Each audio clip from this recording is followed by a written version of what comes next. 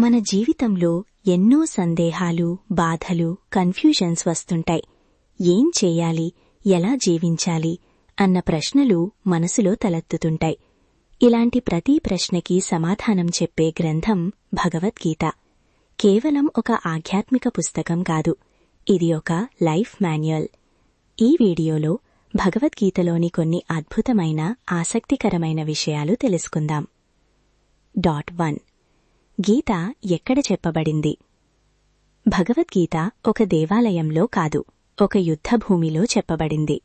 కురుక్షేత్ర యుద్ధ సమయంలో అర్జునుడు అయోమయంలో పడినప్పుడు శ్రీకృష్ణుడిచ్చిన ఉపదేశమే గీత.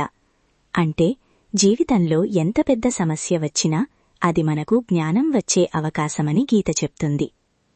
స్వాట్. అర్జునుడు ఎవరి ప్రతినిధి? అర్జునుడు కేవలం ఒక యోధుడు కాదు, అతను మనల్ని ప్రతిబింబించే వ్యక్తి. మనలాగే అతనికి కూడా సందేహాలు, భయాలు, భావోద్వేగాలు ఉన్నాయి. గీత చెప్తుంది, సందేహాలు రావడం తప్పు కాదు, కాని వాటిని సరిగా అర్థం చేసుకుని ముందుకు సాగడం ముఖ్యం. భగవద్గీతలో మనస్సు గురించి ఒక గొప్ప సూత్రముంది. మనసే మనకు మిత్రుడు, మనసే శత్రువు. మన ఆలోచనలు పాజిటివ్గా ఉంటే మన జీవితం సంతోషంగా ఉంటుంది. నెగటివ్గా ఉంటే మనమే మనకు అడ్డంకి అవుతాం. కాబట్టి గీత చెప్పేది, మనస్సును నియంత్రించగలిగితే జీవితం సులభమవుతుంది. 4. కర్మయోగం. గీతలో అత్యంత ప్రసిద్ధమైన సందేశం, నీ పని చెయ్యి, ఫలితాన్ని ఆశించకు. దీని అర్థం, ఫలితం గురించి టెన్షన్ పడకుండా మన పని మీద ఫోకస్ పెట్టాలి. ఎందుకంటే ఫలితం మన చేతిలో ఉండదు, కాని ప్రయత్నం మాత్రం మన చేతిలో ఉంటుంది. 5. ఫెయిల్యూర్ గురించి గీత ఏమంటుంది? గీత ప్రకారం ఫెయిల్యూర్ అనేది అంతం కాదు, ప్రతి అపజయం మనకు ఒక పాఠం నేర్పుతుంది. గీత చెప్తుంది, నువ్వు ప్రయత్నం ఆపితేనే ఓడిపోతావు. ఇది ప్రతి విద్యార్థి, ప్రతి వ్యక్తి గుర్తుంచుకోవాల్సిన విషయం.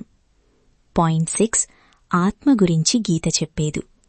గీతలో ఒక అద్భుతమైన భావన, ఆత్మ ఎప్పటికీ చావదు. శరీరం మారుతుంది, కాని ఆత్మ శాశ్వతం. ఇది మనలో భయాన్ని తగ్గిస్తుంది, మనం ధైర్యంగా జీవించడానికి సహాయపడుతుంది. 7. సమతుల్యం జీవితం. 6:40 నుండి 7:40. గీత చెబుతుంది, సంతోషం వచ్చినా, బాధ వచ్చినా రెండింటినీ సమానంగా చూడాలి. ఎందుకంటే జీవితం ఒక బ్యాలెన్స్. అధిక ఆనందం కూడా సమస్యే, అధిక బాధ కూడా సమస్యే. మధ్యలో ఉండటం నేర్చుకోవాలి.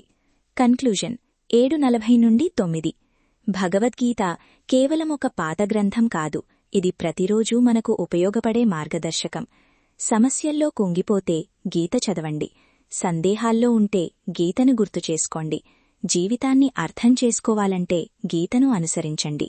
చివరిగా ఒక లైన్, జీవితాన్ని మార్చాలంటే ఆలోచనలను మార్చాలి. అదే గీత చెప్పే అసలు సందేశం. ఔట్రో. ఈ వీడియో మీకు నచ్చితే లైక్ చేయండి. ఇలాంటి మరిన్ని జ్ఞాన వీడియోల కోసం సబ్స్క్రైబ్ చేయండి. హరే కృష్ణ, హరే కృష్ణ, కృష్ణ కృష్ణ, హరే హరే.